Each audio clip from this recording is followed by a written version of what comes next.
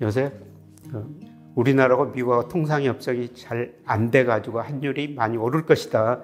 이런 기대 심리가 계속 나면 환율이 더 오를 수가 있다는 겁니다. 미국이 통화 수합을 해줄 수 없다. 이런 식으로 나오고 있습니다만은 여기서 3,500억 달러가 나가면은 상당히 충격을 받을 수가 있습니다.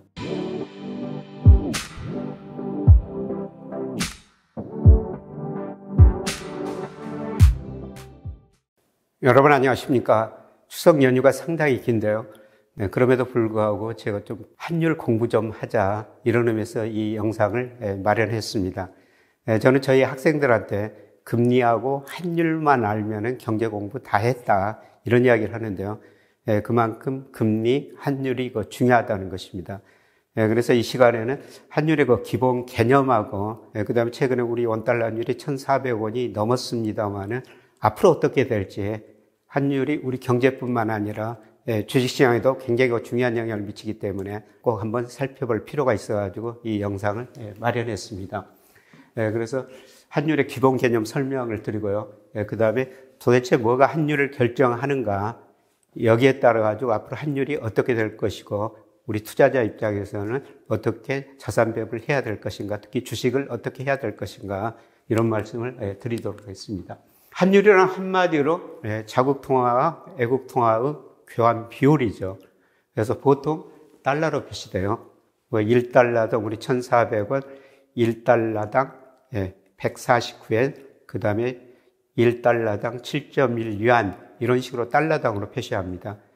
그러나 자기네 통화 기준으로 표시하는 게 세 개가 있죠. 첫 번째 유로, 영국 파운드, 호주 달러 이런 것들은 자기네 통화 기준으로 표시합니다. 그 외에는 전부 달러 기준으로 발표를 하죠. 그 다음에 여러분 이거 재정환율이라는 개념 좀 아셨으면 좋을 것 같아가지고 제가 설명을 드리는데요. 우리 달러 시장, 그 다음에 위안 시장이 있어요. 그래서 달러는 9시부터 새벽 2시까지 장기 거래도가 앞으로 하루 종일 거래하게끔 만들겠다. 우리 정부에서 그런 이야기를 하는데요.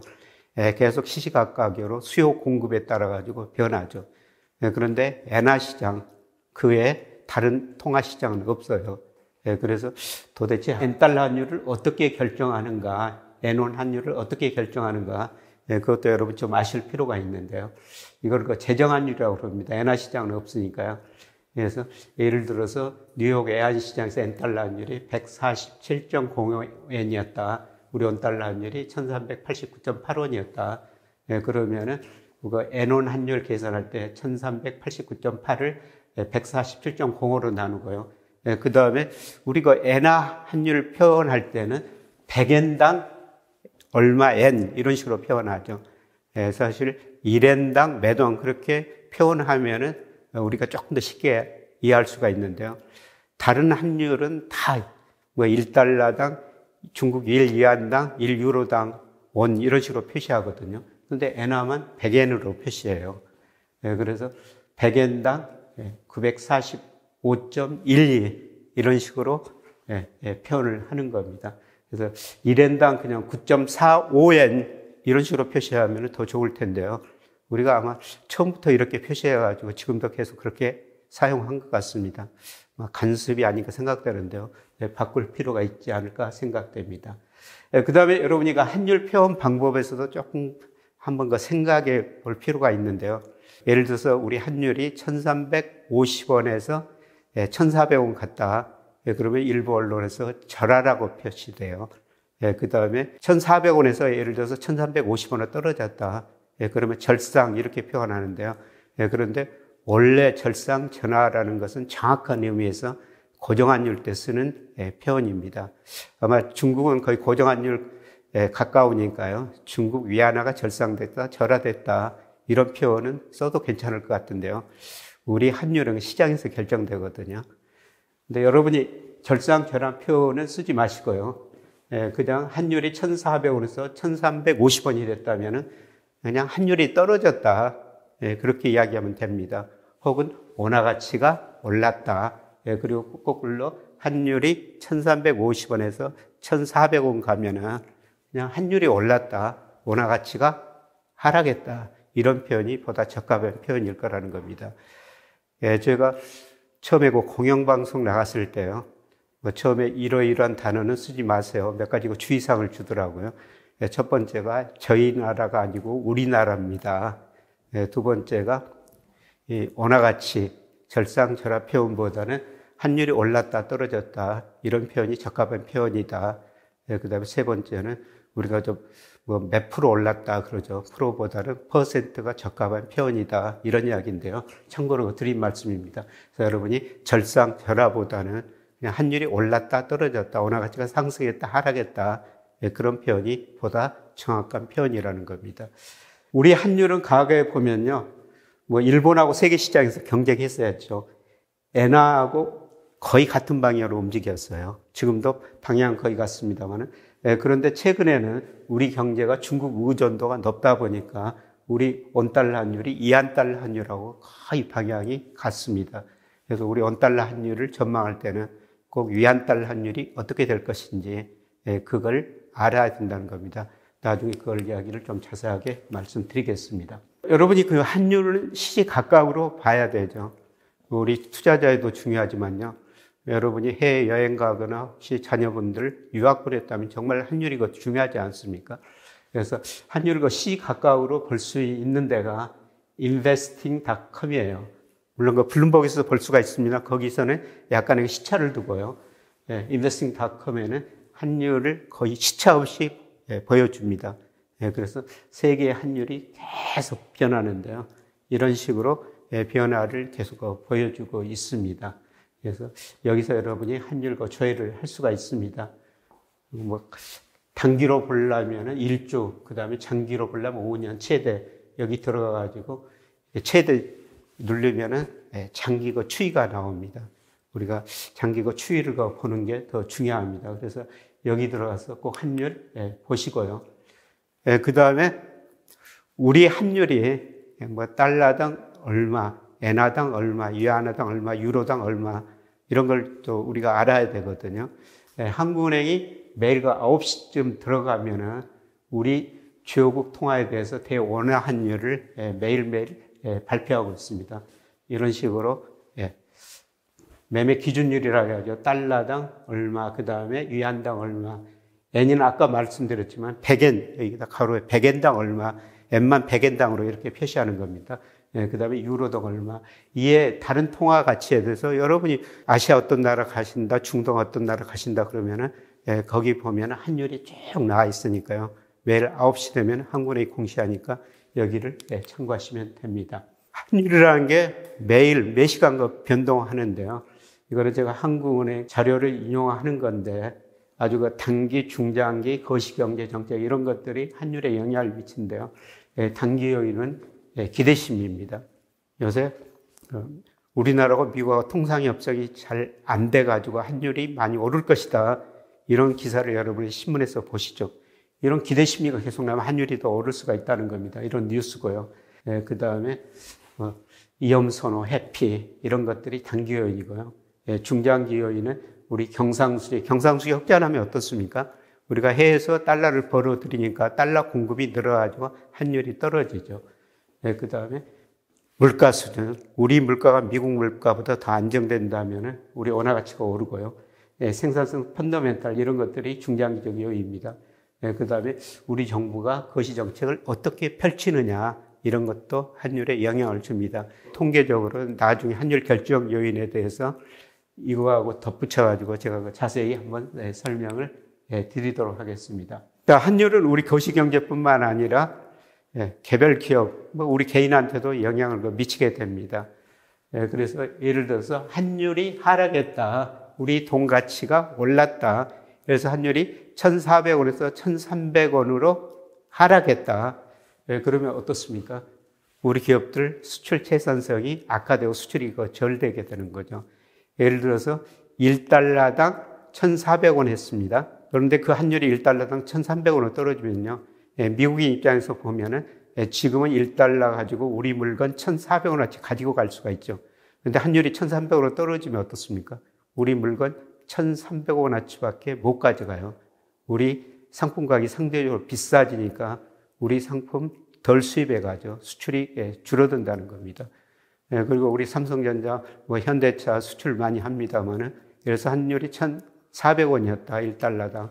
그러면 1달러 수출해가지고 1,400원 받으니까 매출 영업이익 원화 표시로 올라가죠. 그런데 환율이 1,300원으로 떨어졌다면 매출 영업이익이 줄어들게 되는 거예요. 그래서 수출은 환율이 떨어지면 줄어들 수 있다. 대신 수입은 어떻습니까? 우리가 미국 물건 1달러치를 1,400원에 지금 주고 수입하는데 환율이 1,300원으로 떨어졌다면 상대적으로 싸게 수입할 수가 있는 거죠. 그래서 환율이 떨어지면 수입은 증가하게 되고요. 그 다음에 환율이 떨어지면 물가에는 어떤 영향을 미치겠어요? 우리가 해외에서 수입하는 원자재, 중간재 싸게 수입할 수 있고, 그 다음에 원유 같은 거, 모든 걸 싸게 수입할 수가 있죠. 그러면 수입 물가가 싸지면 생산자 물가가 더 내려갈 수가 있고요. 또 시차적으로 소비자 물가도 안정될 수가 있습니다. 그래서 환율이 떨어지면 우리 물가가 안정된다. 그 다음에 예자 토익 기업. 여러분, 그 증권시장에서 환율이 떨어진다면 호재라고 하는 업종, 종목 같은 게 예를 들어서 대한항공 같은 데는 달러 부채를 많이 발행했습니다. 환율이 떨어지면 원금 이자 부담이 떨어지고요. 그다음에 환율이 떨어지면 대한항공 원유 싸게 수입할 수가 있죠. 그리고 환율이 떨어지면 우리 돈 가치가 올라가게 되는 거예요. 돈 가치가 올라가게 되면 우리가 해외여행도 더 가게 되겠죠. 그래서 환율이 떨어지면 한 예입니다만 대한항공 같은 회사는 오히려 이익이 늘어날 수 있습니다. 그래서 환율이 전반적으로 거시경제뿐만 아니라 개별 기업에도 영향을 미친다. 그래서 환율이 굉장히 중요하다는 겁니다. 제가 개인한테 미치는 영향은 말씀 안 드렸습니다만 우리 환율이 떨어지면 오라가치가 올라가면 어떻습니까? 여러분이 해외여행을 더 싸게 할 수가 있는 것이죠. 그래서 환율은 거시, 국가 전체, 기업, 개인한테도 영향을 줄 수가 있다는 겁니다. 그 다음에 균형환율이라는 게 있어요. 거기서도 실질 실효환율이라는 게 있습니다. 이거는 이제 국제결제은행에서 각국의 실질 실효환율이라는 걸 작성해서 발표하는데요. 이 실질 실효환율이라는 게 뭐냐면은 예를 들어서 우리나라 원화에 대해 실질 실효환율이면요. 우리가 뭐 중국하고도 거래하고 미국하고도 거래하죠. 그래서 교역 가중치수고요. 그 나라 물가까지 고려해가지고 우리 원달러 환율이 간 적정 수준이 어느 정도인가 이거를 평가하는 하나의 방법이라고 볼 수가 있습니다. 이게 최근에 8월까지 발표를 했는데요. 이게 100 이상이면은 원화 가치가 고평가됐다. 100 이하면은 저평가됐다. 이런 식으로 해석하시면 됩니다. 그런데 최근 보니까 우리 원화 가치가 한 10% 정도 저평가돼 있는 상태입니다. 참고로 상식적으로 여러분 이거 언론에서 보면 빅맥 지수라고 가끔 보시죠. 맥도날드 가면 빅맥이라는 햄버거가 있습니다. 그래서 일가의 법칙에 의해 가지고 빅맥 가격은 세계 어디서나 같아야 된다는 겁니다. 그래서 최근에 좀 가격 변동이 있을 것 같습니다만 1월 기준인데요. 영국의 이코노미스트에서 매년 발표합니다. 미국에서는 이 4개 도시에서 빅맥 하나 살 돈 평균 가격이 5달러 79센트라는 겁니다. 그런데 우리나라에서 5,500원이에요. 이 의미는 뭐냐면 빅맥 하나 살 돈 우리 돈 5,500원하고 미국 돈 5달러 79센트가 같아야 된다는 겁니다. 그래서 5,500원을 5.79달러로 나누면요. 그러면 우리 적정 환율이 한 950원 정도 나오는 거죠. 빅맥이란 햄버거가 보는 적정 환율은 950원이라는 겁니다. 근데 최근 1,400원인데 950원. 정말 큰 괴리가 굉장히 많이 벗어났죠. 물론 조세 차이, 판매세, 여러 가지 여기에 결정을 줍니다만은 중요한 거는 아까 BIS 실질 실효환율이나 빅맥 환율로 비교하더라도 우리 원화 가치가 최근 1,400원 지나치게 저평가됐다. 이렇게 볼 수가 있습니다. 여러분이 영국의 이코노미스트 들어가면요. 이런 식으로 각국의 빅맥 환율을 비교해 주고 있고요. 또 장기 추이도 비교해 주고 있어요. 그래서 여기 가가지고 참고로 빅맥 환율도 한번 보시면 좋을 것 같습니다. 요새 우리 적정 외환 보유 논의가 많이 되고 있죠. 트럼프 미국 대통령이 우리한테 3,500억 달러 투자해라. 그것도 현금으로 투자해라. 그렇게 요구하고 있지 않습니까? 그런데 우리 외환 보유액이 지난 8월 현재 4,160억 달러예요. 그런데 3,500억 달러 미국으로 나가면은 우리 환율이 크게 변동할 수밖에 없죠. 물론 우리 정부가 협상을 해가지고 그 정도는 아니라고 생각합니다만, 도대체 적정 애완 보유액은 얼마인가? 뭐 이거는 여러 학자들에 따라서 다릅니다. 아주 옛날에 IMF가 3개월 수입액이면 된다. 그런데 작년 4분기 기준으로 1,566억 달러 돼요. 그 다음에 그린스펀 기도티 누리라고 그러고요.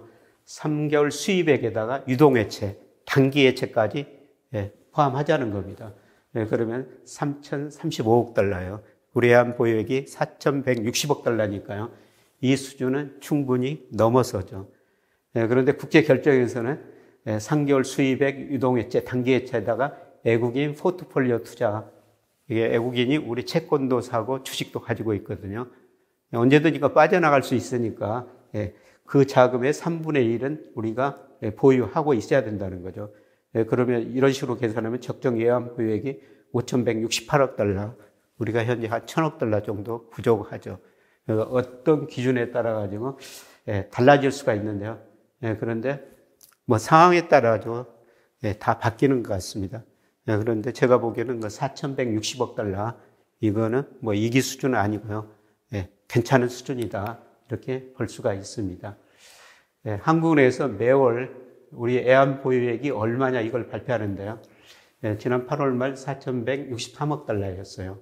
그리고 한국은행이 유가증권을 얼마나 가지고 있느냐. 유가증권이라는 것은 뭐 해외 주식 아니면 채권입니다. 구체적으로 발표는 안 해요. 그런데 아마 미국 국채를 상당 부분 우리가 가지고 있을 것입니다. 그리고 참고로 금이 보유가 있는데요. 최근에 그 전 세계 중앙은행이 금 보유를 계속 늘리고 있습니다. 특히 중국 인민은행이 계속 미 국채를 줄이고 금을 사고 있는데요. 우리 한국의 금 보유 금액은 48억 달러, 굉장히 낮죠. 아마 2012년 무렵에 한번 사고 한국은행이 금이라는 게 이자도 배당도 없다. 쉽게 말씀드리면 알을 낳지 않탁이라는 거죠. 그런 의미에서 금을 안 사고 있는데요. 근데 금값이 얼마나 많이 올랐습니까? 제가 보기에는 세계 중앙은행 주요 추세처럼 금 보유 비중을 좀 늘렸으면 좋겠다, 이런 생각이 듭니다. 참고로 다른 나라들 보면요. 중국이 한 3조 3천억 달러로 외환을 보유하고 세계에서 가장 많은 외환을 보유하고 있죠. 그 다음에 일본은 1조 3천억 달러입니다. 최근에 일본이 미국에 약 5,500억 달러 투자하기로 했죠.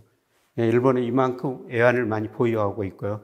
그 다음에 일본은 미국하고 통화 사업을 했기 때문에 5,500달러 투자해도 문제가 없을 것 같습니다만, 우리는 한 세계 10위 정도 되고요. 외환이 낮고 우리 통화가 중기축 통화도 아니기 때문에 미국이 통화 사업을 해줄 수 없다, 이런 식으로 나오고 있습니다만, 여기서 3,500억 달러가 나가면 상당히 충격을 받을 수가 있습니다. 그 다음에 미 재무부가 1년에 2번씩 환율 보고서라는 걸 내거든요. 그래서 각국의 환율 사항을 이 세 가지 기준에서 평가합니다. 그래서 첫 번째가 대미 무역흑자가 150억 달러 넘으면 안 된다. 그 다음에 경상흑자가 GDP 대비 3% 넘어서는 안 된다. 그 다음에 그 나라의 중앙은행이 외환시장에 8개월 이상 GDP 2% 이상 순매수하면 안 된다. 그래서 이런 조건에 따라 가지고 환율 조작국, 어떤 때는 환율 관찰 대상국, 이런 거로 지정하는데요. 우리는 지금 대미 무역 흑자가 작년에 550억 달러, 미국이 이야기하는 150억 달러 훨씬 넘어버렸죠. 그 다음에 경상수흑자가 GDP 대비 5.3%, 3% 요구하는 게 미국이 평가하는 게 훨씬 넘었었어요. 그리고 외환시장 우리 중앙은행이 개입은 별로 안 했죠. 그래서 세 번째 조건에 해당 안 되고요. 이 두 가지 조건에 해당됐기 때문에 우리나라를 환율 관찰 대상국으로 지정한 겁니다. 그런데 이 조건마저, 세 번째 조건마저 우리가 벗어나면 환율 조작 대상국으로 지정하면서요, 여러 가지 규제를 가할 수가 있다는 겁니다. 그래서 이번 기재부 장관이 미국 가가지고 환율 협약을 했다는데요.